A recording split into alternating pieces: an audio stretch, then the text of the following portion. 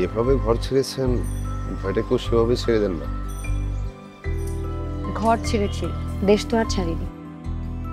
আচ্ছা, আপনি কি আমার সাথে দেশ ছাড়বেন?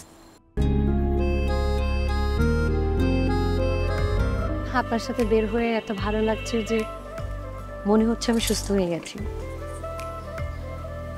আচ্ছা, আপনার কি আর কিছুক্ষণ ফ্রি টাইম হবে?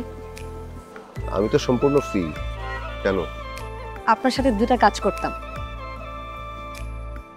কি কাজ?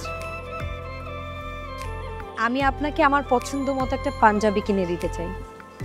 আপনি যতবার ওই পাঞ্জাবিটা পরবেন ততবার আমার কথা মনে করবেন। যে মনের ভিতরে আছে তাকে তো আলাদা করে মনে করার কিছু নাই। আমি কি আপনার মনের ভেতর জায়গা করতে পেরেছি? আচ্ছা, আরেকটা কাজ কি? আপনার সাথে ফুচকা খাবো। ফুচকা যদিও খুব সাধারণ একটা খাবার, কিন্তু প্রিয় মানুষের সাথে ফুটপাতে দাঁড়িয়ে ফুচকা খাওয়ার যে দৃশ্য, যে অনুভূতি, এটা খুব স্পেশাল। আমি কি আপনার প্রিয় হতে পেরেছি? আপনি তো আমার প্রশ্নের উত্তর দেননি। আমি কি আপনার মনে জায়গা করতে পেরেছি? রায়হান বলছিলেন আমি নাকি ইন্দ্রজাল, আপনি বলেছেন। আপনি জানেন আপনার ভিতরে কি ভীষণ ইন্দ্রজালীয় সম্মোহন, তা আপনাকে কি বলেছে আগে? কেউ বলেনি। আমি বললাম।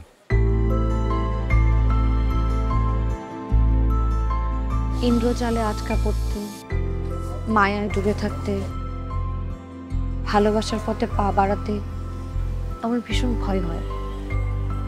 কারণ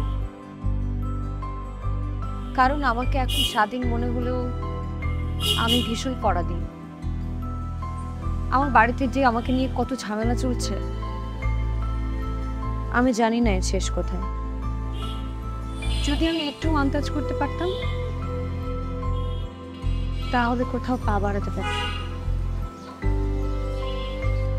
যেভাবে ঘর ছেড়েছেন ভয়টাকেও সেভাবে ছেড়ে দেন না। ঘর ছেড়েছি, দেশ তো আর ছাড়িনি। আচ্ছা, আপনি কি আমার সাথে দেশ ছাড়বেন?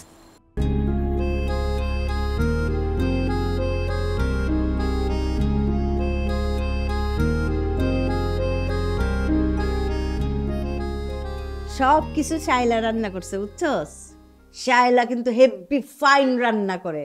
কি ফাইন হয়েছে না? ফাইন। ফাইন হয়েছে, এটা তো মন খারাপ করে বলতেছেন কেন? মন ভালো না থাকলে সবকিছু বিষাদ লাগে। মুখ ফুসকে বলে ফেললাম আর কি। কেন রে বাপ, মন খারাপ কেন? মায়ের কথা মনে পড়ছে? খালা তুমি একটু চুপ থাকো তো। আরে চুপ থাকবো কেন? আজকে তো আমাদের বিশাল আনন্দের দিন। এই যে শাইলার বিয়েটা এতদিন আটকে ছিল, ফাইনালি শাইলার বিয়েটা হইতে যাচ্ছে। আরে কি অবস্থা, মেসাকার! রায়হানের বাপ তো থানা পুলিশ ছোটাছুটি করতেছে, এইদিকে চারিদিকে পুলিশ গুড়গুড় গুড়গুড়, এইদিকে আবার রায়হানের চাচা একবার যায় শাইলাদের বাড়ি, একবার যায় থানা পুলিশ। পুরাই সিনেমার কাহিনী, বুঝছস?